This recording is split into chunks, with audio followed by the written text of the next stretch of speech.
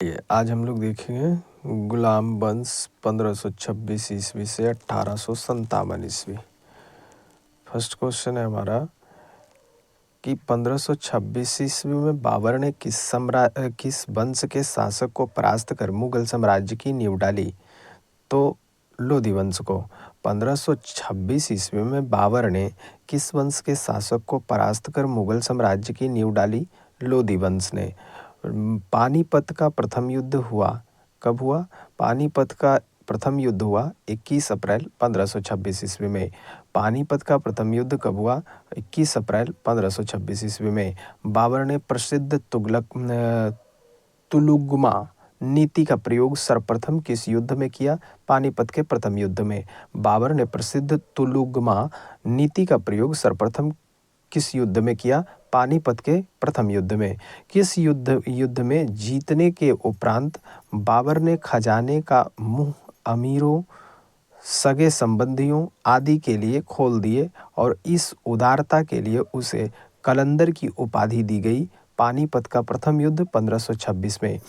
किस युद्ध में जीतने के उपरांत बाबर ने खजाने का मुंह अमीरों, सगे संबंधी आदि के लिए खोल दिए और इस उदारता के लिए उसे कलंदर की उपाधि दी गई? पानीपत का प्रथम युद्ध 1526। भारत में ग्रैंड ट्रंक रोड बनवाई थी शेरशाह सूरी ने। भारत में ग्रैंड ट्रंक रोड बनवाई थी शेरशाह सूरी ने। गुजरात विजयनगर की यादगार में अकबर ने किसका निर्माण कराया था? बुलंद दरवाजा का। गुजरात विजय की यादगार में अकबर ने किसका निर्माण कराया था? तो बुलंद दरवाजा का। आईने अकबरी एक महान ऐतिहासिक कृति निम्नलिखित में से किसके द्वारा लिखी गई थी? अबुल फजल के द्वारा। आईने अकबरी एक महान ऐतिहासिक कृति निम्नलिखित में से किसके द्वारा की गई थी? अबुल फजल के द्वारा की गई थी। पानीपत की दूसरी लड़ाई 5 अप्रैल 1556 निम्नलिखित में से किसके बीच हुई थी? अकबर और हेमू के बीच हुई थी। पानीपत की दूसरी लड़ाई 5 अप्रैल 1556 निम्नलिखित में से किसके बीच हुई थी? अकबर और हेमू के बीच हुई थी। दीन-ए-इलाही नामक नया ग्रंथ नया धर्म किसके द्वारा शुरू किया गया था?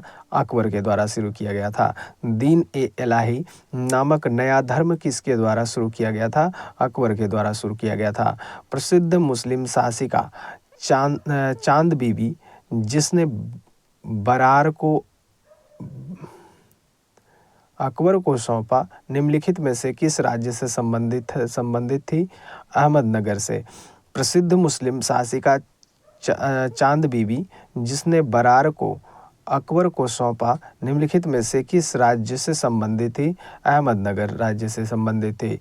मुगल प्रशासन व्यवस्था में मनसबदारी प्रणाली को किसने प्रारंभ किया? अकबर ने प्रारंभ किया। मुगल प्रशासन व्यवस्था में मनसबदारी प्रणाली को किसने प्रारंभ किया? अकबर ने प्रारंभ किया। अपने काल का महान संगीतज्ञ तानसेन किसके दरबार में थे? अकबर के दरबार में थे। अपने काल का महान संगीतज्ञ तानसेन किसके दरबार में थे? अकबर के दरबार में थे। मुगल काल की राजभाषा कौन थी? फारसी थी। मुगल काल की राजभाषा कौन थी? फारसी थी। नेक्स्ट है हमारा कि सती प्रथा की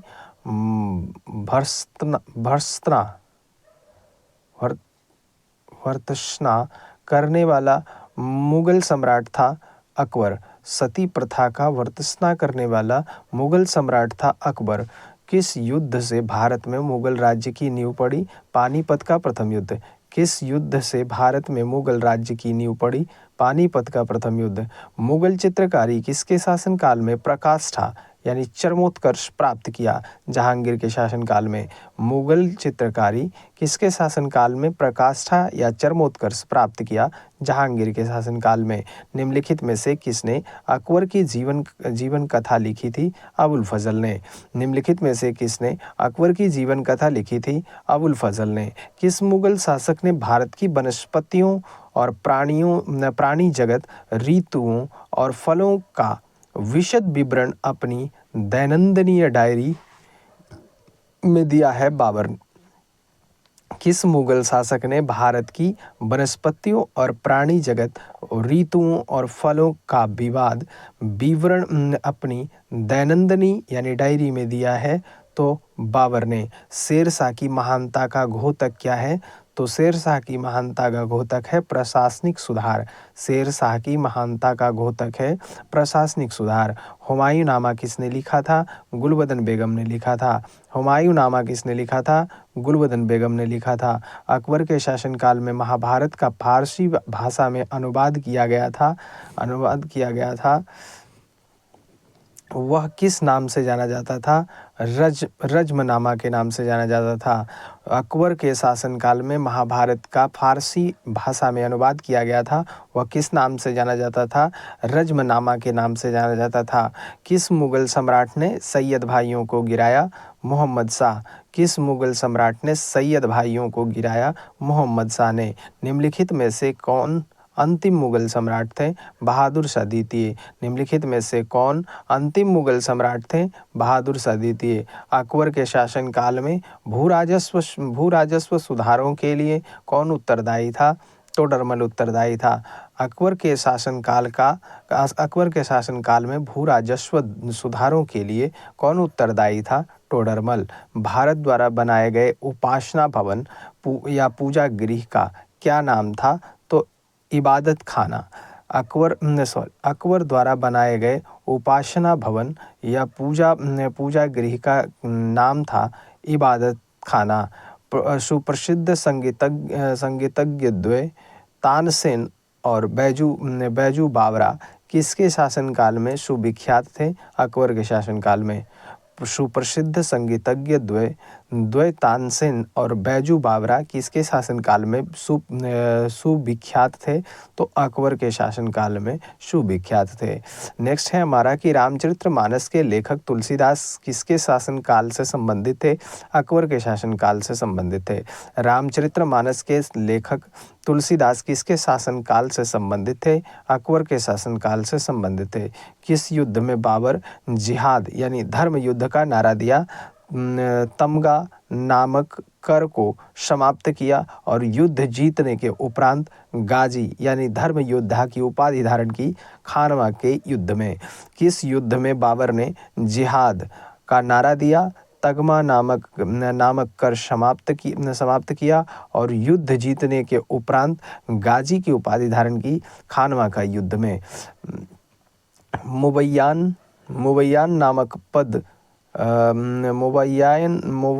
नामक पद शैली के जन्मदाता बाबर ने अपनी आत्मकथा तजु के बाबरी किस भाषा में लिखी? तुर्की भाषा में लिखी है। मुबैयान नामक पद शैली के जन्मदाता बाबर ने अपनी आत्मकथा तजु के बाबरी किस भाषा में लिखी? तो तुर्की भाषा में लिखी है। बाबर मूल रूप से कहाँ का शासक था? फरगना का शासक था। बाबर मूल रूप से कहाँ का शासक था? फरगना का शासक था। बाबर को भारत पर आक्रमण करने के लिए आमंत्रित करने वालों में कौन शामिल नहीं था? चंदेरी का शासक मेदिनी राय शामिल नहीं था। बाबर को भारत पर आक्रमण करने के लिए आमंत्रित करने वालों में कौन शामिल नहीं था?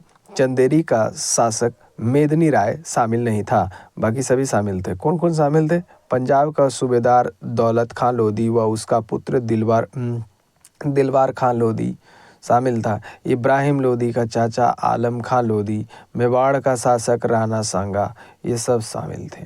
कहता है मुगल साम्राज्य के सुदृढ़ीकरण के दृष्टिकोण से सबसे निर्णायक युद्ध था खानवा का युद्ध। मुगल साम्राज्य के दृष्टिकरण के दृष्टिकोण से सबसे निर्णायक युद्ध था खानवा का युद्ध। सूची 1 को सूची 2 के साथ सम्मिलित कीजिए। इधर बाबर द्वारा लड़े गए युद्ध हैं और इधर शासक हैं। तो पानीपत का प्रथम युद्ध 1526 इब्राहिम लोधी। पानीपत का प्रथम युद्ध 1526 इब्राहिम लोधी। खानवा का युद्ध 1527 राणा सांगा। खानवा का युद्ध 1527 राणा सांगा। चंदेरी का युद्ध 1528 मेदिनी राय। चंदेरी का युद्ध 1528, मेदिनी राय। घाघरा का युद्ध 1529, अफगानों के विरुद्ध महमूद लोदी। घाघरा का युद्ध 1529, अफगानों के विरुद्ध मोहम्मद लोदी। नेक्स्ट है हमारा कि किसने मुगल साम्राज्य की राजधानी को आगरा से दिल्ली हस्तांतरित किया? शाहजहां ने। किसने मुगल साम्राज्य की राजधानी को आगरा से दिल्ली हस्तांतरित किया? शाहजहां ने। अकबर के युवा अवस्था में उसका संरक्षक था बैरम खां। अकबर के युवा अवस्था में उसका संरक्षक था बैरम खां। निम्नलिखित में से किस स्थान पर नादिर शाह ने चढ़ाई नहीं की थी? तो कन्नौज। निम्नलिखित में से किस स्थान पर नादिर शाह ने चढ़ाई नहीं की थी? कन्नौज। किसने ऐसे बाग बगीचे जिसमें बहता पानी हो के निर्माण को परंपरा की शुरुआत की थी? बाबर ने। किसने ऐसे बाग बगीचे जिसमें बहता पानी हो के निर्माण की परंपरा की शुरुआत की थी? बाबर ने। निम्नलिखित में से कौन सी आत्मकथा है? तो तजु के बाबरी आत्मकथा है बाबरनामा। तजु के बाबरी आत्मकथा है बाबरनामा। कौन सा सुमेलित नहीं है? तो इसमें देखिए हुमायूं नामा जो है हुमायूं नहीं लिखा है, ये छोड़ करके बाकी सभी सही हैं। तुजू के बाबरी बाबर के द्वारा लिखा गया। तुजू के बाबरी बाबर के द्वारा लिखा गया। तुजू के जहांगीर के द्वारा लिखा गया। और शाहजहां नामा मोहम्मद साहेल के द्वारा लिखा गया। शाहजहां नामा मोहम्मद साहेल के द्वारा लिखा गया। नेक्स्ट है हमारा कि राजा बीरबल की उपाधि किसे दी गई है? महेश दास को। राजा बीरबल की उपाधि किसे दी गई है? महेश दास को। औरंगजेब ने ज़्यादा भवनों का निर्माण नहीं करवाया क्योंकि उसे अपने शासनकाल में निरंतर युद्ध लड़ने पड़े, है ना। औरंगजेब ने ज़्यादा भवन का निर्माण नहीं करवाया, उसने अपने शासनकाल में निरंतर युद्ध करने पड़े हैं। उसे अपने शासनकाल में निरंतर युद्ध करना पड़ा, इसलिए वो ज़्यादा महल वगैरह नहीं बनाया है। किस मुगल शासक का 2 बार राज्याभिषेक हुआ? औरंगजेब। किस मुगल शासक का 2 बार राज्याभिषेक हुआ है? औरंगजेब का। ग्रैंड ट्रंक सड़क जोड़ती है कोलकाता व अमृतसर को। ग्रैंड ट्रंक रोड जोड़ती है कलकत्ता व अमृतसर को। वर्ष 1526 ईस्वी में लड़ी गई पानीपत की पहली लड़ाई में बाबर से कौन पराजित हुआ था? इब्राहिम लोदी पराजित हुआ था। वर्ष 1526 में लड़ी गई पानीपत की पहली लड़ाई में बाबर से कौन पराजित हुआ था? इब्राहिम लोदी पराजित हुआ था। शेरशाह सूरी का मकबरा कहाँ स्थित है? सासाराम में स्थित है। शेरशाह सूरी का मकबरा कहाँ स्थित है? सासाराम में स्थित है। अकबर का राज्याभिषेक कहाँ हुआ था? कालानौर में हुआ था। अकबर का राज्याभिषेक कहाँ हुआ था? कालानौर में हुआ था। गुरु अर्जुन देव समकालीन थे जहांगीर के। गुरु अर्जुन देव समकालीन थे जहांगीर के। किस राजपूत वंश ने अकबर के सामने समर्पण नहीं किया था? तो सिसोदिया वंश ने। किस राजपूत वंश ने अकबर के सामने समर्पण नहीं किया था? सिसोदिया वंश। किस मुगल शासक को आलमगीर कहा जाता था? औरंगजेब को। किस मुगल शासक को आलमगीर कहा जाता था? औरंगजेब को। सम्राट अकबर द्वारा किसको जरी कलम की उपाधि से अलंकृत किया गया था? मोहम्मद हुसैन को। सम्राट अकबर द्वारा किसको जरी कलम की उपाधि से अलंकृत किया गया था? मोहम्मद हुसैन को। बाबर ने पहली बार पश्चिम से कहाँ होकर भारत में प्रवेश किया? पंजाब होकर प्रवेश किया। बाबर ने पहली बार पश्चिम से कहाँ होकर भारत में प्रवेश किया? पंजाब होकर प्रवेश किया। हल्दी घाटी का युद्ध कब लड़ा गया था? 1576 ईस्वी में लड़ा गया था। हल्दी घाटी का युद्ध कब लड़ा गया था? 1576 ईस्वी में लड़ा गया था। फैजी निम्नलिखित में से किसके दरबार में रहा? अकबर के दरबार में रहा। फैजी निम्नलिखित में से किसके दरबार में रहा? अकबर के दरबार में रहा। किसके समय में मलिक मोहम्मद जायसी ने पद्मावती की रचना की? तो शेरशाह के समय। किसके समय मलिक मोहम्मद जायसी ने पद्मावती की रचना की? शेरशाह के समय। किसने चौसा की लड़ाई 1539 ईस्वी में हुमायूं को पराजित किया था? शेरशाह ने। किसने चौसा की लड़ाई 1539 ईस्वी में हुमायूं को पराजित किया था? शेरशाह। कहता है हुमायूं का मकबरा कहाँ है? दिल्ली में है। हुमायूं का मकबरा कहाँ है? दिल्ली में है। नेक्स्ट है हमारा कि किस मुगल शासक ने 2 बार शासन किया है? हुमायूं ने। किस मुगल शासक ने 2 बार शासन किया है? हुमायूं ने। भारत में बीबी का मकबरा स्थित है औरंगाबाद में। भारत में बीबी का मकबरा स्थित है औरंगाबाद में। फतेहपुर सीकरी स्थित लाल पत्थर से निर्मित शेख सलीम चिश्ती के मकबरे को किसने संगमरमर का करवाया? जहांगीर ने। फतेहपुर सीकरी स्थित लाल पत्थर से निर्मित शेख सलीम चिश्ती के मकबरे को किसने संगमरमर का करवाया? जहांगीर ने। किस मुगल शासक को पहले आगरा में दफनाया गया, बाद में उसकी एक अफगान विधवा शव को काबुल ले गई और वहीं एक बाग में दफनाया? बाबर की। किस मुगल शासक को पहले आगरा में दफनाया गया, बाद में उसकी एक अफगान विधवा शव को काबुल ले गई और वहीं एक बाग में दफनाया? बाबर की। किस मुगल शासक को उपवनों यानी उद्यानों में अत्यंत अभिरुचि के कारण उपवनों का राजकुमार यानी मालियों का मुकुट कहा गया? बाबर को। किस मुगल शासक को उपवनों या उद्यानों में अत्यंत अभिरुचि के कारण उपवनों का राजकुमार या मालियों का मुकुट कहा गया? बाबर को। कौन सा मुगल शासक था जिसने कुषाण साम्राज्य के पतन के बाद भारतीय साम्राज्य में काबुल व गंधार को शामिल किया? बाबर। कौन सा पहला मुगल शासक था जिसने कुषाण साम्राज्य के पतन के बाद भारतीय साम्राज्य में काबुल व गंधार को शामिल किया? बाबर। किस युद्ध को जीतने के बाद शेर शाह ने दिल्ली में अफगान सत्ता की स्थापना की? बिलग्राम का युद्ध। किस युद्ध को जीतने के बाद शेरशाह ने दिल्ली में अफगान सत्ता की स्थापना की? बिलग्राम का युद्ध। निम्नलिखित भारतीय शासकों में से अकबर के समकालीन कौन थी या थे? रानी दुर्गावती थी। निम्नलिखित भारतीय शासकों में से अकबर के समकालीन कौन थी? रानी दुर्गावती थी। शाहजहां ने निम्नलिखित में से किस शहर में मोती मस्जिद बनवाई थी? आगरा में। शाहजहां ने निम्नलिखित में से किस शहर में मोती मस्जिद बनवाई थी? आगरा में। किस मुगल बादशाह ने जजिया नामक कर पुनः लगाया था? औरंगजेब ने। किस मुगल शासक ने जजिया नामक कर पुनः लगाया था? औरंगजेब ने।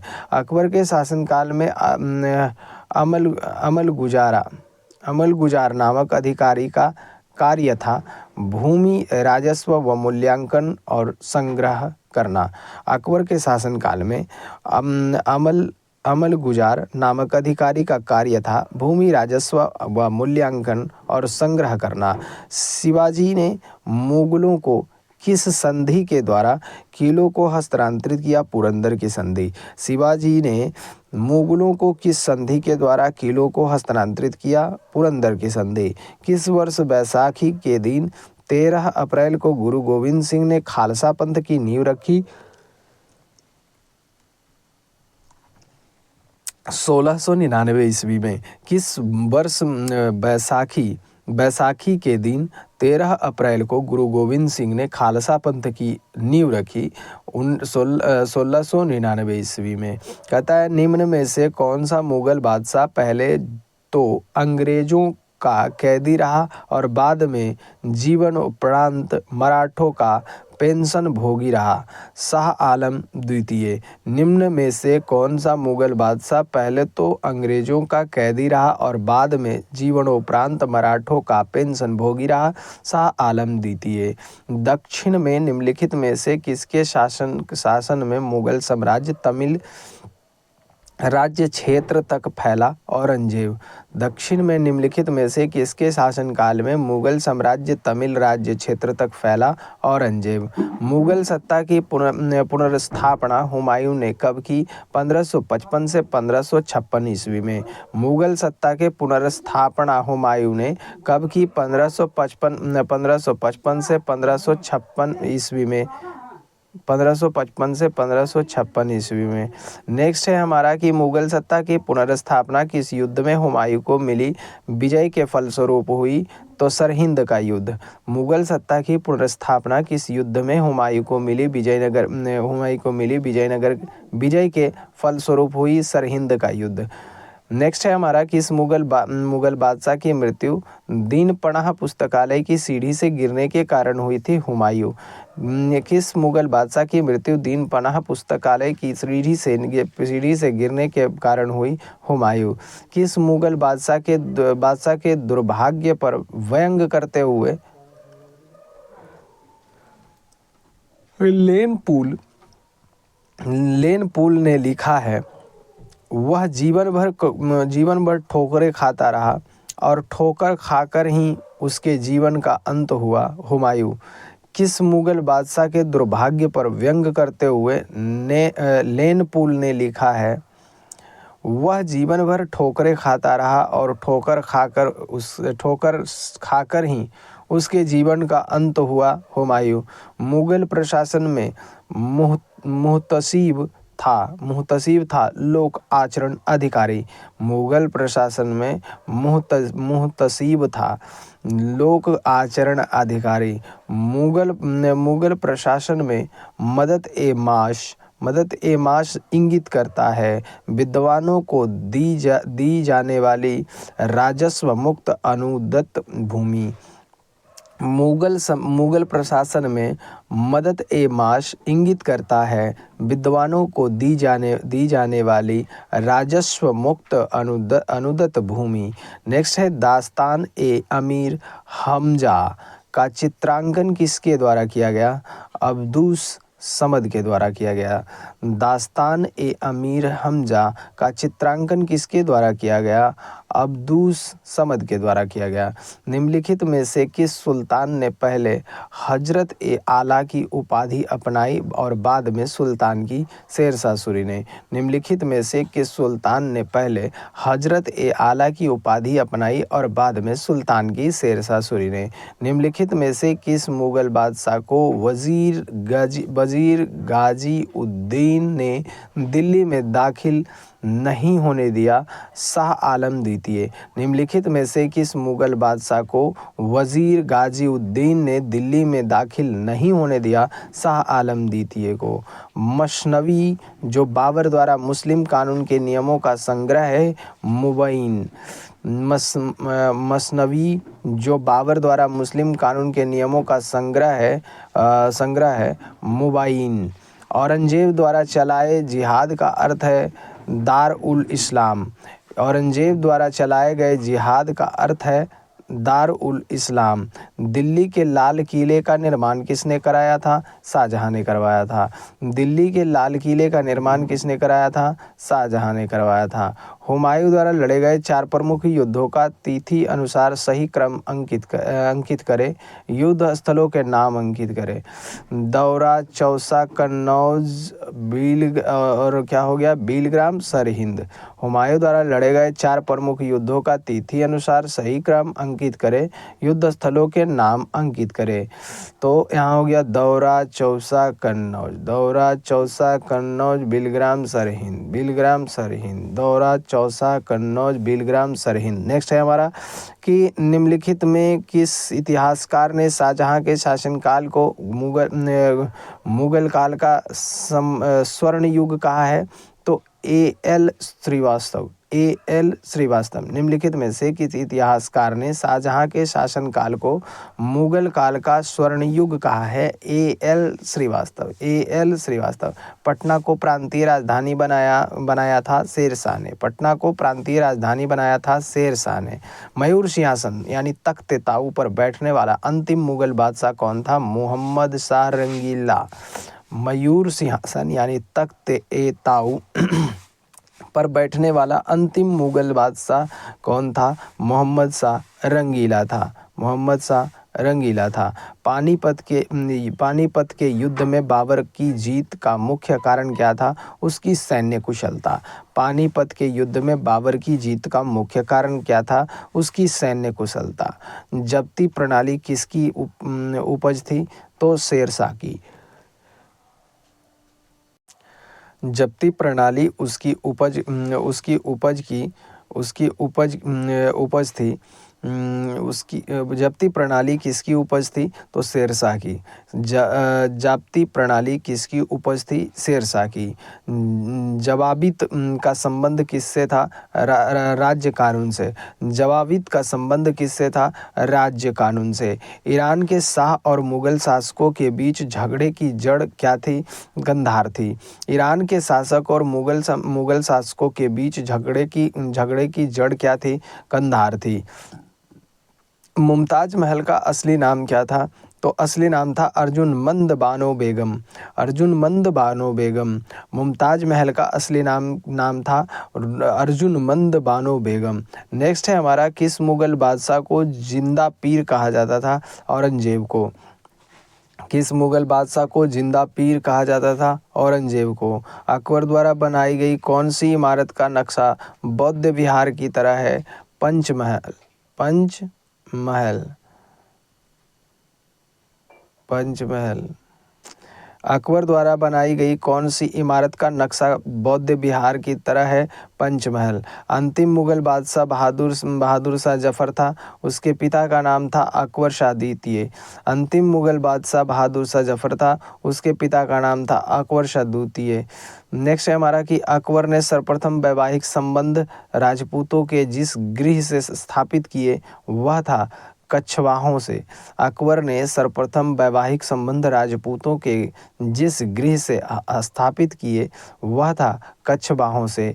औरंगजेब ने दक्षिण में जिन दो राज्यों को विजित किया था वे थे बीजापुर और गोलकुंडा। औरंगजेब ने दक्षिण में जिन दो राज्यों को विजित किया था वे थे बीजापुर एवं गोलकुंडा। निम्नलिखित मुगल बादशाहों में किसने अपनी आत्मकथा फारसी में लिखी? बाबर ने। निम्नलिखित मुगल बादशाहों में किसने अपनी आत्मकथा फारसी में लिखी? बाबर ने। मुगलों ने नवरोज यानी कि नौरोज का त्यौहार लिया मंगोलों से। मुगलों ने नवरोज का त्यौहार लिया मंगोलों से। कौन सा मकबरा द्वितीय ताजमहल कहलाता है? राबिया उद दौरानी का मकबरा यानी बीवी का मकबरा। कौन सा मकबरा द्वितीय ताजमहल कहलाता है? राबिया उद दौरानी का मकबरा या बीवी का मकबरा। किस बादशाह के अंतर्गत मुगल सेना में सर्वाधिक हिंदू सेनापति थे? औरंगजेब। किस बादशाह के अंतर्गत मुगल सेना में सर्वाधिक हिंदू सेनापति थे? औरंगजेब।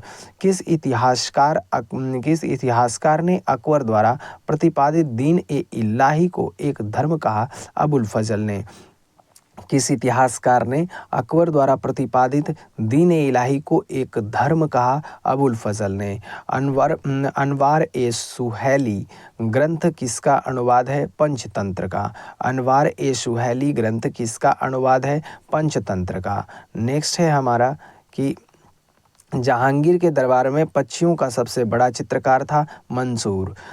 जहांगीर के दरबार में पक्षियों का सबसे बड़ा चित्रकार था मंसूर। निम्न में से किसने मुगल काल में ऐतिहासिक विवरण लिखा है? गुलबदन बेगम ने। निम्न में से किसने मुगल काल में ऐतिहासिक विवरण लिखा है? गुलबदन बेगम ने। अकबर द्वारा अपनाई गई सुलह-ए-कुल यानी सार्वभौम शांति या तथा भाईचारा की अवधारणा निम्नांकित में किस पर आधारित थी?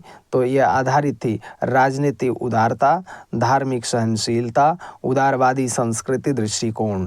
कहता है कि अकबर द्वारा अपनाई गई सुलह-ए-कुल यानी सार्वभौमिक शांति तथा भाईचारा की अवधारणा निम्नांकित में से किस पर आधारित थी? तो राजनीतिक उदारता पर आधारित थी, धार्मिक सहनशीलता पर आधारित थी और हो गया उदारवादी सांस्कृतिक दृष्टिकोण पर आधारित थी। नेक्स्ट है हमारा कि प्रसिद्ध संगीतज्ञ तानसेन का मकबरा स्थित है ग्वालियर में। प्रसिद्ध संगीतज्ञ तानसेन का मकबरा स्थित है ग्वालियर में। गुलबदन बेगम की पुत्री थी गुलबदन बेगम पुत्री थी बाबर की। गुलबदन बेगम पुत्री थी बाबर की।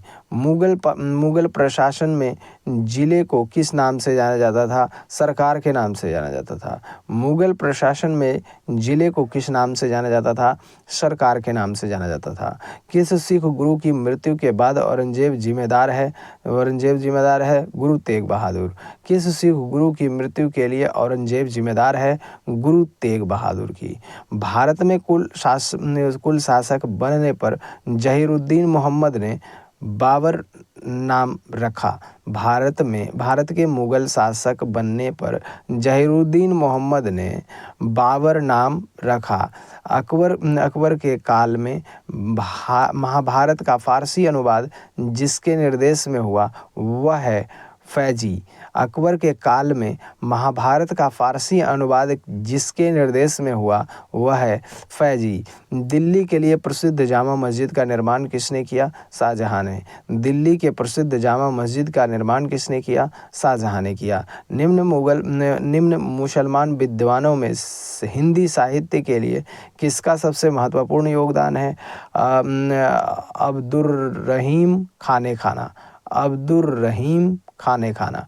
निम्न मुसलमान विद्वानों में से हिंदी साहित्य के लिए किसका सबसे महत्वपूर्ण योगदान है? अब्दुर्रहीम खाने खाना। निम्न तिथियों में कौन तथ्य ऐसा है जो अकबर को राष्ट्रीय सम्राट सिद्ध करने में सहायक नहीं है? तो अकबर ने इस्लाम धर्म को त्याग दिया। निम्न तथ्यों में कौन तथ्य ऐसा है जो अकबर को राष्ट्रीय सम्राट सिद्ध करने में सहायक नहीं है? तो अकबर ने इस्लाम धर्म को त्याग दिया। अकबर द्वारा बनाई गई श्रेष्ठतम इमारतें पाई जाती है फतेहपुर सीकरी में। अकबर द्वारा बनाई गई श्रेष्ठतम इमारतें पाई जाती है फतेहपुर सीकरी में। हल्दी घाटी युद्ध 1576 के पीछे अकबर का मुख्य उद्देश्य था राणा प्रताप को अपने अधीन लाना। हल्दी घाटी युद्ध 1576 ईस्वी के पीछे अकबर का मुख्य उद्देश्य था राणा प्रताप को अपने अधीन लाना। नेक्स्ट है हमारा कि मुगल सम्राट अकबर के समय का प्रसिद्ध चित्रकार था दशवंत। मुगल सम्राट अकबर के समय का प्रसिद्ध चित्रकार था दशवंत। नेक्स्ट है हमारा कि निम्नलिखित में से किसमें हिंदी तथा ईरानी वास्तुकला का सर्वप्रथम समन्वय देखने को मिलता है? शेरशाह के मकबरे में। निम्नलिखित में से किसमें हिंद तथा ईरानी वास्तुकला का सर्वप्रथम समन्वय देखने को मिलता है? शेरशाह के मकबरे में। शेरशाह के बचपन का नाम था फरीद खां। शेरशाह को उसके पिता हसन खां ने एक जहांगीर के प्रबंधक के रूप में नियुक्त किया था। वह जागीर थी सासाराम में।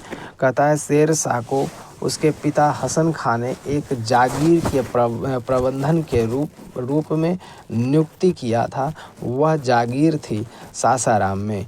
कहता है कि दक्षिण बिहार के उस शासक का क्या नाम था जिसे फरीद खां को शेर खां की उपाधि दी थी? अपना वकील यानी प्रतिनिधि यानी उप प्रशासक एवं अपने पुत्र का अतालिक यानी संरक्षक व शिक्षक नियुक्त किया था। तो बहार खां नुहानी। नेक्स्ट है हमारा कि दक्षिण बिहार का वास्तविक शासक बनकर शेर खां ने उपाधि धारण की हजरत ए आला का। दक्षिण बिहार का वास्तविक शासक बनकर शेर खां ने उपाधि धारण की हजरत ए आला। नेक्स्ट है हमारा, थोड़ा सा रुकिएगा, मेरा माइक जो है हुमायूं और शेर शाह के मध्य लड़े गए युद्धों में कौन सा युद्ध निर्णायक या जिसमें विजय के उपरांत शेर शाह आलम उल आदिल की उपाधि धारण की थी? चौसा का युद्ध। हुमायूं और शेर खां के मध्य लड़े गए युद्धों में कौन सा युद्ध निर्णायक था जिसके बीच विजय के उपरांत शेर खां ने शेर शाह आलम उद आदिल की उपाधि धारण की? चौसा का युद्ध। किस युद्ध को जीतने के बाद शेर शाह ने दिल्ली में द्वितीय अफगान राज्य की स्थापना की? कन्नौज या बिलग्राम का युद्ध। किस युद्ध को जीतने के बाद शेर शाह ने दिल्ली में द्वितीय अफगान राज्य की स्थापना की? कन्नौज या बिलग्राम का युद्ध। भारत के इतिहास के संदर्भ में अब्दुल हामिद लाहौरी कौन था? तो शाहजहां के शासन का एक राजकीय इतिहासकार था। भारत के इतिहास के संदर्भ में अब्दुल हामिद लाहौरी कौन था? तो शाहजहां के शासन का एक राजकीय इतिहासकार था। नेक्स्ट है हमारा कि शाह आलम द्वितीय ने सम्राट के रूप में प्रारंभिक वर्ष अपनी राजधानी से दूर व्यतीत किए। कथन है कि उत्तर पश्चिम सीमांत से विदेशी आक्रमण का भय घात लगाए रहता था। तो इसमें देखिए कि ए और आर दोनों सही है और ए जो है आर का सही स्पष्टीकरण नहीं कर रहा है। नेक्स्ट है हमारा कि धर्मत का युद्ध अप्रैल 1658 निम्न में से किसके बीच लड़ा गया था? तो औरंगजेब और दारा सिकोह के बीच लड़ा गया था। धर्मत का युद्ध अप्रैल 1658 में निम्न में से किसके बीच लड़ा गया था? औरंगजेब और दारा सिकोह के बीच लड़ा गया था। खानवा का युद्ध निश्चित ही पानीपत के प्रथम युद्ध की अपेक्षा अधिक निर्णायक और महत्वपूर्ण था। कथन है कि राजपूत वीर राणा सांगा निश्चित ही इब्राहिम लोदी की अपेक्षा आधुनिक दुर्जय शत्रु था। तो ए और आर दोनों सही हैं और ए आर की सही स्पष्टीकरण भी कर रहा है। नेक्स्ट है हमारा कि मुगल काल में निम्नलिखित बंदरगाहों में से किसको बाबुल मक्का यानी मक्का द्वार कहा जाता था? सूरत को। मुगल काल में निम्नलिखित बंदरगाहों में से किसको बाबुल मक्का कहा जाता था? तो सूरत को। नेक्स्ट है हमारा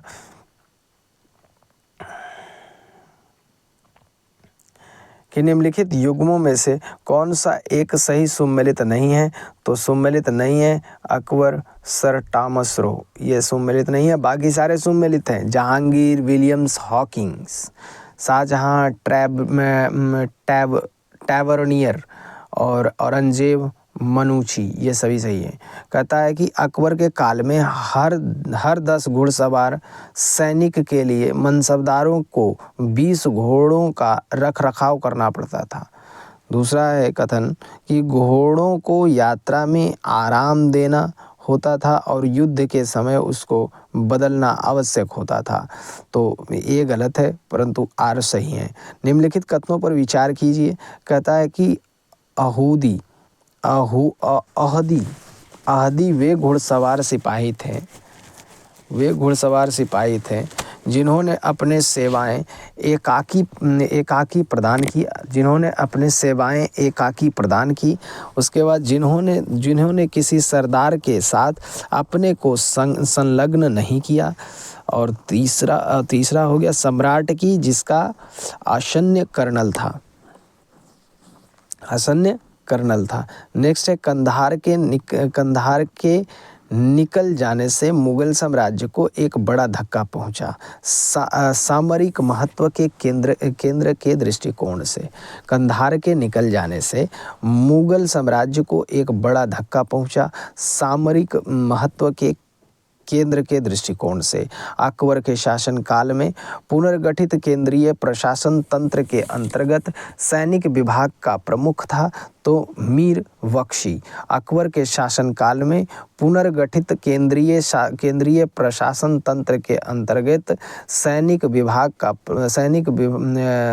विभाग का प्रमुख था मीर बख्शी। राजपूताना क्षेत्र के किस राज्य को जीतने में मुश्किल हुई और जब अंततः जीत मिली तो शेर शाह के मुख से अनायास यह निकला कि अरे मैं एक मुट्ठी भर बाजरे के पीछे हिंदुस्तान का राज्य ही गंवा दिया था। मारवाड़। राजपूताना क्षेत्र के किस राज्य को जीतने में मुश्किल हुई और जब अंततः जीत मिली तो शेर शाह के मुख से अनायास यह निकला कि अरे मैंने एक मुट्ठी भर बाजरे के पीछे हिंदुस्तान का राज्य ही गंवा दिया था। मारवाड़। किस अभियान के समय अचानक बारूद में विस्फोट हो जाने के कारण शेर शाह की मृत्यु हो गई? कालिंजर अभियान के समय। किस अभियान के समय अचानक बारूद में विस्फोट हो जाने के कारण शेर शाह की मृत्यु हो गई? तो कालिंजर अभियान के समय। शेर शाह के बारे में क्या असत्य है? तो शेर शाह के बारे में असत्य है कि शेर शाह ने सासाराम में एक सुंदर किले का निर्माण कराया। गलत बात। शेर शाह ने उपज का 1/3 भाग कर के रूप में निर्धारित किया। ये सही बात।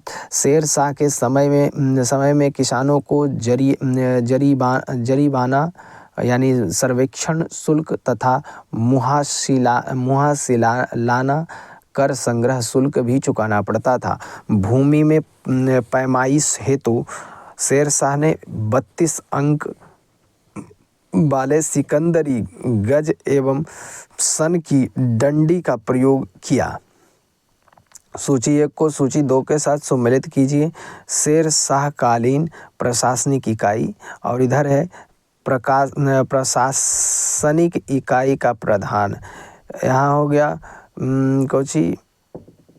यहाँ हो गया इक्ता यानी प्रांत, और इसका हो गया हाकिम एवं आमीन। सरकार जिला सिकदाराना एवं मुंसिफान। फरगाना तालुका सिकदार एवं मुंसिफ। सिकदार एवं मुंसिफ। ग्राम मुकद्दम एवं आमील। 1 2 3 4। ठीक है। शेर शाह कालीन प्रशासन में फौजदार था कोषाध्यक्ष। शेर शाह कालीन प्रशासन में फौजदार था कोषाध्यक्ष। शेर शाह कालीन प्रशासन में कानूनगो का नाम था भूमि संबंधी रिकॉर्ड के रखना। शेर शाह कालीन प्रशासन में कानूनगो का काम था भूमि संबंधी रिकॉर्ड को रखना। किसने शेर शाह कालीन ग्राम प्रशासन के संदर्भ में कहा? एक जरा क्षीण मृत्यु मुख में पहुंचने ही वाला वृद्धा अपने सिर पर स्वर्ण आभूषणों से भरा टोकरा रखे यात्रा पर निकल पड़े। तब भी किसी चोर या लुटेरे की हिम्मत नहीं हुई कि वह बुढ़िया के पास फटक भी जाए, क्योंकि उन्हें मालूम है कि इसके लिए शेर शाह कितना बड़ा दंड दे सकता है। अब्बास खां सरवानी। शेर शाह द्वारा निर्मित सड़क व सराय अफगान साम्राज्य की धमनियाँ थी। यह किसकी युक्ति है? KR कानूनगो की। शेर शाह द्वारा निर्मित सड़क व सराय अफगान साम्राज्य की धमनियाँ थी। यह किसका युक्ति है? तो KR कानूनगो का। शेर शाह के भूराजस्व व्यवस्था के संदर्भ में क्या सही नहीं है? तो भू राजस्व की दर उपज का 1/6 भाग तय किया गया। यही सही नहीं है, बाकी सभी सही है। बाकी सभी सही हैं। यहाँ कहा कि शेर शाह ने अशरफी रुपया दाम नामक नए सिक्के चलवाए। वे जिन धातुओं से बने होते थे वे हैं सोना चांदी तांबा। शेर शाह ने अशरफी यानी रुपया दाम नामक नए सिक्के चलवाए। ये धातुओं से बने थे, वे हैं सोना चांदी तांबा। दिल्ली का पुराना किला किसके द्वारा बनाया गया? शेर शाह के द्वारा। दिल्ली का पुराना किला किसके द्वारा बनाया गया? शेर शाह के द्वारा। नेक्स्ट है अमरकोट या उमरकोट के राजा बिरशाल के महल में किस मुगल बादशाह का जन्म हुआ था? अकबर का। अमरकोट या उमरकोट के राजा वीरशाल के महल में किस मुगल बादशाह का जन्म हुआ था? अकबर का। नेक्स्ट है हमीदा बानो बेगम थी अकबर की माता का नाम। हमीदा बानो बेगम थी अकबर की माता का नाम। अकबर के संरक्षक बैरम खां का पतन कब हुआ? तो पतन कब हुआ देख लीजिएगा, ये दिया हुआ नहीं है। नेक्स्ट हमारा सूर्यवंश के हिंदू प्रधानमंत्री हेमू पहले रेवाड़ी के बाजार में नमक बेचा करता था। सूर्यवंश के हिंदू प्रधानमंत्री हेमू पहले रेवाड़ी के बाजार में नमक बेचा करता था, मगर वह बहुत प्रतिभा संपन्न था। उसने अपने जीवन में लड़ी गई 24 लड़ाइयों में से 22 को जीता था। हेमू ने किस उपलक्ष्य में विक्रम आदित्य की उपाधि धारण की? तो अकबर को हराने के उपलक्ष्य में। पर्दा शासन 1560 से 1564 ईस्वी के लिए जिम्मेदार उत्का खैल या हरम दल की सर्वप्रमुख सदस्य थी महाम अनगा। अकबर ने साम्राज्य विस्तार का आरंभ किस विजय से किया? मालवा विजय से। अकबर ने साम्राज्य विस्तार का आरंभ किस विजय से किया? मालवा विजय से। नेक्स्ट है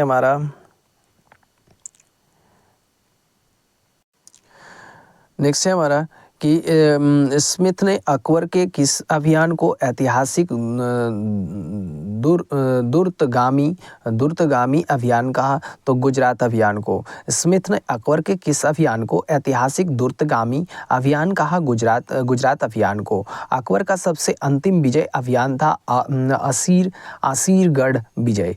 अकबर का सबसे अंतिम विजय अभियान था असीरगढ़ विजय। अकबर के नवरत्न में से एक बीरबल किस अभियान के समय मारे गए?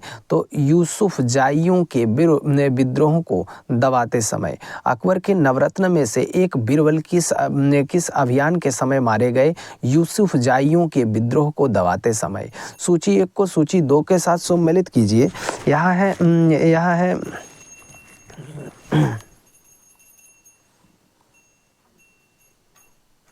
सॉरी यहाँ चला है।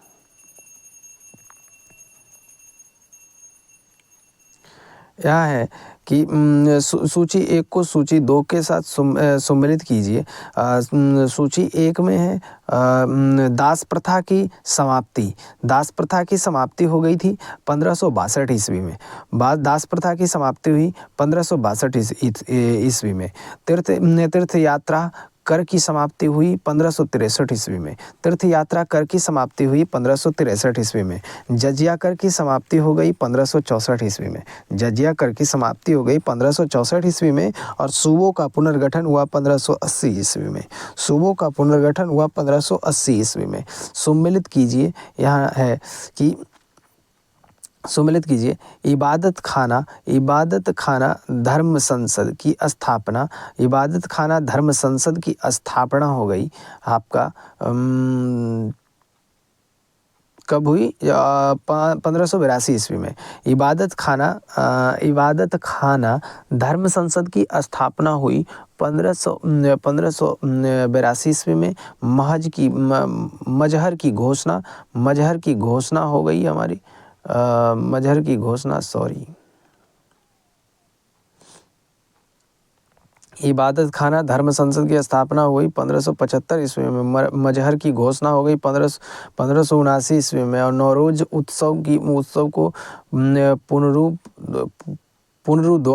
पुनरुद्धार 1580 ईस्वी में। और दीन इलाही की घोषणा हो गई 1582 ईस्वी में। नेक्स्ट है हमारा, सूची को सम्मिलित कीजिए। यहाँ देखिए कौड़ी की नियुक्ति हुई 1573 ईस्वी में। कौड़ी की नियुक्ति 1573 ईस्वी में। दहसाला बंदोबस्त लागू हुआ 1580 ईस्वी में। दहसाला बंदोबस्त लागू हुआ 1580 ईस्वी में। इलाही संबत का प्रचलन 1584 ईस्वी में। इलाही संबत का प्रचलन 1584 ईस्वी में। इलाही गज का प्रचलन 1587 ईस्वी में। नेक्स्ट है हमारा कि निम्न इतिहासकारों में किसने अकबर को इस्लाम का शत्रु कहा है? बदायूनी ने।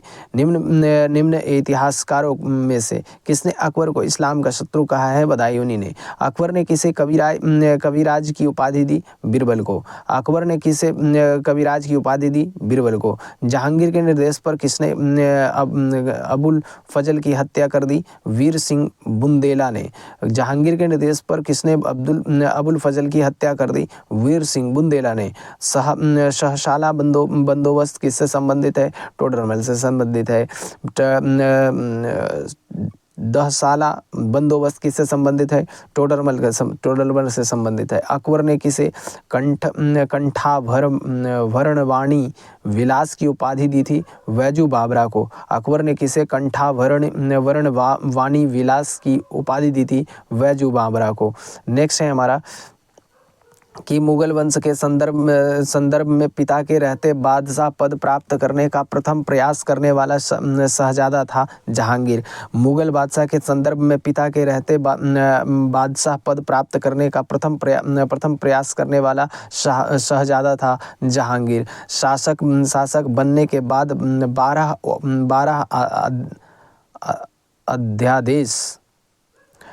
अध्यादेश जारी करने वाला मुगल बादशाह था जहांगीर। शासक बनने के बाद 12 अध्यादेश जारी करने वाला मुगल बादशाह था जहांगीर। कौन सुमेलित नहीं है? तो 5वें गुरु अर्जुन देव की हत्या 1706 ईस्वी में नहीं हुई थी, ये ही गलत है। बाकी सारे सही हैं। खुसरो का विद्रोह हुआ था 1606 से 1607 में। खुर्रम शाहजहां का विद्रोह हुआ था 1622 से 1625 ईस्वी। महावत खां का विद्रोह हुआ था 1626 से 1627 ईस्वी में। किसके समय में कंधार हमेशा के लिए मुगलों के हाथ से निकल गया? जहांगीर के शासनकाल में। किसके समय में कंधार हमेशा के लिए मुगलों के हाथ से निकल गया? जहांगीर के शासनकाल में। सुम्मिलित कीजिए जहांगीर की पत्नियां और उपाधि पदनाम। ठीक है। यहाँ हो गया मानबाई शाह बेगम, जगत गोसाई जोधाबाई, मेहरुत्रिशा नूरमहल या नूरजहां या पादशाह बेगम। नेक्स्ट है हमारा मेवाड़ से युद्ध तथा चित्तौड़ की संधि किसके शासनकाल की महत्वपूर्ण उपलब्धि है? जहांगीर के शासनकाल में। मेवाड़ से युद्ध तथा चित्तौड़ की संधि किसके शासनकाल की महत्वपूर्ण उपलब्धि है? जहांगीर। किस शासक को जहांगीर ने फरजंद यानी पुत्र की उपाधि से सम्मानित किया है? बीजापुर के शासक आदिल शाह को। किस शासक को जहांगीर ने फरजंद यानी पुत्र की उपाधि से सम्मानित किया है? बीजापुर के शासक आदिल शाह को। मैंने अपना राज्य अपनी प्यारी बेगम के हाथों में एक प्याला शराब और एक प्याला शोरबे के लिए बेच दिया है, यह किसकी युक्ति है? जहांगीर की। मैंने अपना राज्य अपनी प्यारी बेगम के हाथों में एक प्याला शराब और एक प्याला शोरबे के लिए बेच दिया है, यह किसकी युक्ति है? जहांगीर की। जो चित्रकला के शत्रु हैं मैं उसका शत्रु हूँ, किस मुगल शासक ने कहा? जहांगीर ने। जो चित्रकला के शत्रु हैं मैं उनका शत्रु हूँ, किस मुगल शासक ने कहा? जहांगीर ने कहा। मराठों एवं अफगानों को मनसबदारी प्रथा में शामिल करने वाला प्रथम मुगल शासक था जहांगीर। मराठों एवं अफगानों को मनसाबदारी प्रथा में शामिल करने वाला प्रथम मुगल शासक था जहांगीर। शाहजहां के समय कौन सी घटना नहीं हुई? तो महावत खां का विद्रोह। शाहजहां के समय कौन सी घटना नहीं हुई है? महावत खां का विद्रोह। बाकी जुझार सिंह बुंदेल का विद्रोह ये हुआ है, पुर्तगालियों का दमन हुआ है। खान जहां लोदी का विद्रोह भी हुआ। शाहजहां का मूल नाम था खुर्रम। शाहजहां का मूल नाम था खुर्रम। शाहजहां ने किसे मलका ए जमानी की उपाधि दी? अर्जुनमंद बानो बेगम को मलका ए जमानी की उपाधि अर्जुनमंद बानो बेगम यानी मुमताज महल को दिया है। शाहजहां ने किसे शाह इकबाल एवं शाह बुलंद की उपाधि दी थी? दारा शिको। शाहजहां ने किसे शाह इकबाल एवं शाह बुलंद की उपाधि दी थी? दारा शिको। शाहजहां के शासनकाल के अंतिम वर्षों में हुए उत्तराधिकार के युद्ध का क्रम था। उत्तराधिकार का युद्ध का क्रम कुछ ही था। बहादुरपुर धर्मत, उसके बाद बहादुरपुर धर्मत, उसके बाद हो गया सामूगढ़, उसके बाद खजुआ, उसके बाद देवराई। नेक्स्ट है हमारा कि दारा शिकोह एवं औरंगजेब के मध्य हुए उत्तराधिकारी युद्धों में सबसे निर्णायक युद्ध था सामूगढ़ का युद्ध। दारा शिकोह एवं औरंगजेब के मध्य हुए उत्तराधिकारी युद्धों में सबसे निर्णायक युद्ध माना जाता है सामूगढ़ का युद्ध। औरंगजेब ने अपने पिता को किस किले में नज़रबंद कर दिया जहां 8 वर्ष के बाद नज़रबंद के हालात में ही शाहजहां की मौत हो गई है? तो आगरा का किला। औरंगजेब ने अपने पिता को किस किले में नज़रबंद कर दिया जहां 8 वर्ष के बाद नज़रबंदी के हालात में ही शाहजहां की मौत हो गई? आगरा का किला। औरंगजेब के विरुद्ध हुए उत्तर भारत के विद्रोहों का सही क्रम है जाट बुंदेला सतनामी सिख। जाट बुंदेला सतनामी सिख।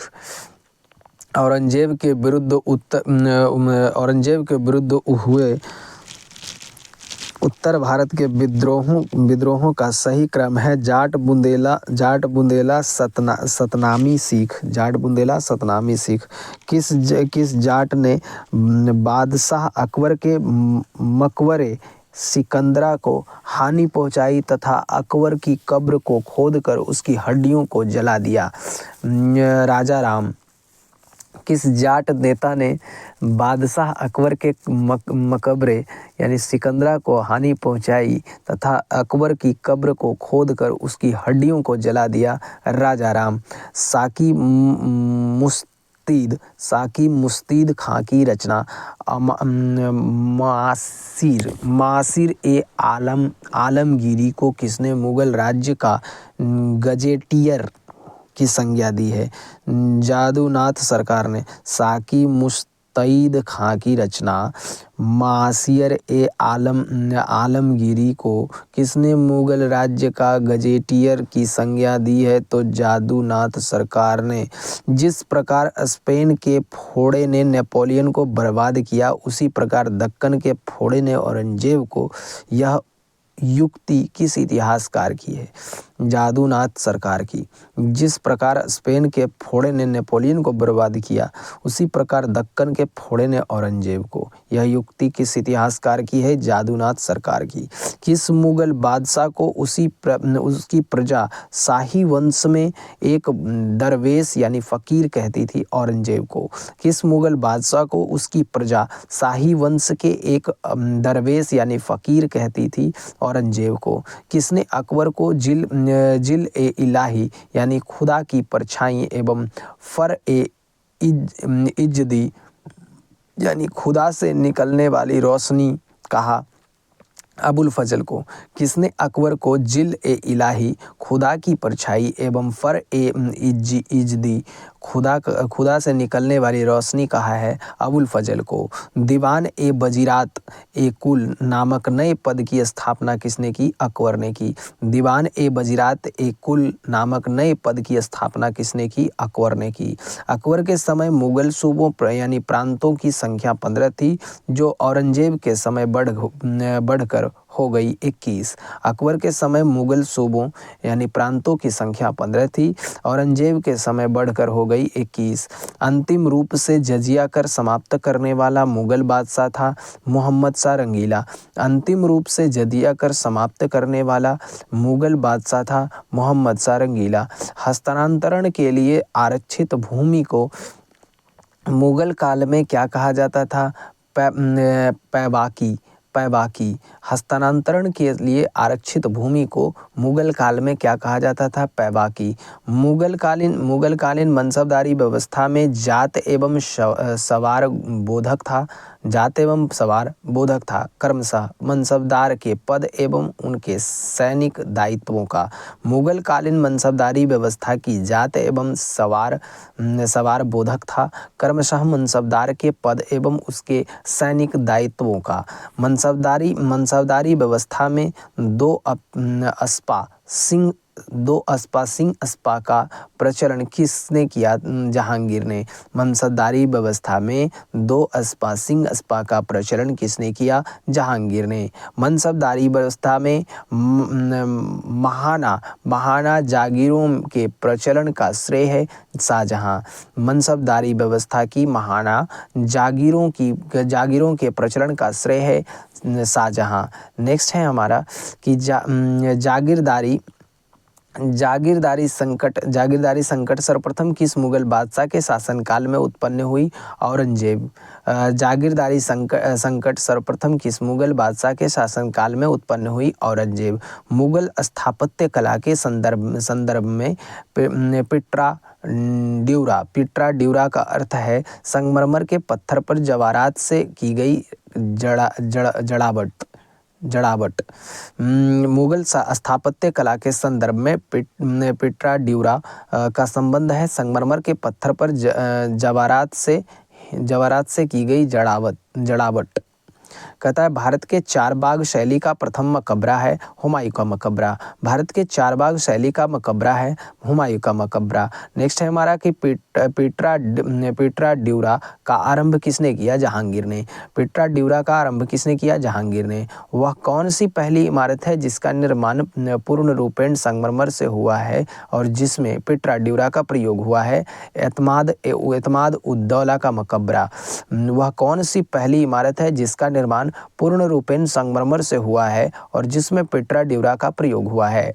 एतमाद उद्दौला का मकबरा। निम्न में किस शासक का काल संगमरमर का काल कहलाता है? शाहजहां।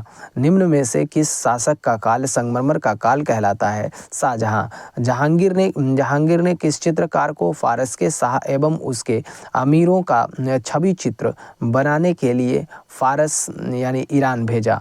तो बिनसदास को। जहांगीर ने किस चित्रकार को फारस के शाह एवं उसके अमीरों का छवि चित्र बनाने के लिए फारस यानी ईरान भेजा? बिनसदास को। सम्मिलित कीजिए। अब्दुल हसन नादिर उज्जामा। अब्दुल हसन नादिर उज्जामा। उस्ताद मंसूर नादिर उल अस्र। उस्ताद मंसूर नादिर उल अस्र। शौकी आनंद खां। लाल खां लाल खां गुनसमदर। औरंगजेब कालीन ऐतिहासिक ग्रंथ नुस्खा ए दिलकुशा के रचनाकार थे भीमसेन सक्सेना कायस्थ। औरंगजेब कालीन ऐतिहासिक ग्रंथ नुस्खा ए दिलकुशा के रचनाकार थे कायस्थ। नेक्स्ट है अकबरनामा किसने लिखा? अबुल फजल ने लिखा। अकबरनामा किसने लिखा? अबुल फजल ने लिखा। एतमाद उद्दौला का मकबरा आगरा में किसने बनवाया? नूरजहां ने बनवाया। एतमाद उद्दौला का मकबरा आगरा में किसने बनवाया? नूरजहां ने बनवाया। नेक्स्ट है हमारा कि राजपूताना के निम्न राज्यों में किसने अकबर की संप्रभुता स्वीकार नहीं की थी? मेवाड़। राजपूताना के निम्न राज्यों में से किसने अकबर की संप्रभुता स्वीकार नहीं की थी? मेवाड़। किस मध्यकालीन शासक ने पट्टा एवं कबूलियत की प्रथा आरंभ की थी? तो शेरशाह ने। किस मध्यकालीन शासक ने पट्टा एवं कबूलियत की प्रथा आरंभ की थी? शेरशाह ने। मुगल सम्राट औरंगजेब कौन सा वाद्य यंत्र बजाते थे? वीणा। मुगल सम्राट औरंगजेब कौन सा वाद्य यंत्र बजाते थे? वीणा। जहांगीर को कहाँ दफनाया गया था? लाहौर में। जहांगीर को कहाँ दफनाया गया? लाहौर में। वह प्रसिद्ध जैन आचार्य कौन थे जिसको अकबर ने बहुत सम्मानित किया था? हरि विजय सूरी को। वह प्रसिद्ध जैन आचार्य कौन थे जिनको अकबर ने बहुत सम्मानित किया था? हरि विजय सूरी को। निम्नलिखित में से कौन जहांगीर के चित्रकार थे? तो जहांगीर के चित्रकार कौन थे? इसमें है ये नहीं है। जहांगीर के चित्रकार दो गो है यहाँ है, अबुल हसन और आकारीजा। अबुल हसन और आकारीजा। जहांगीर, निम्नलिखित में से कौन जहांगीर के चित्रकार थे? अबुल हसन और आकारीजा। लंदन में ब्रिटिश ईस्ट इंडिया कंपनी के गठन के समय भारत का निम्नलिखित में से कौन सा बादशाह था? तो अकबर था। लंदन में ब्रिटिश ईस्ट इंडिया कंपनी के गठन के समय भारत का निम्नलिखित में से कौन बादशाह था? अकबर।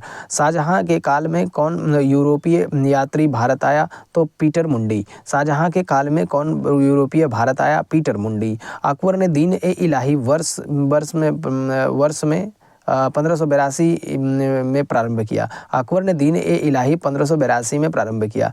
इनमें से कौन अकबर के दरबार में चित्रकार नहीं था? कल्याणदास चित्रकार नहीं था, बाकी सब चित्रकार हैं। दसवंत, हाँ, अब्दुल समद और बशावन। बाबर ने सर्वप्रथम पादशाह की पदवी धारण की थी काबुल में। बाबर ने सर्वप्रथम पादशाह की पदवी धारण की थी काबुल में। निम्नलिखित में से कौन नूरजहां के गुट का सदस्य नहीं था? जहांगीर। निम्नलिखित में से कौन नूरजहां के गुट का सदस्य नहीं था? जहांगीर। निम्नलिखित में से कौन शाहजहां के शासनकाल का राजकवि था? कालीम। निम्नलिखित में से कौन शाहजहां के शासनकाल का राजकवि था? कालीम।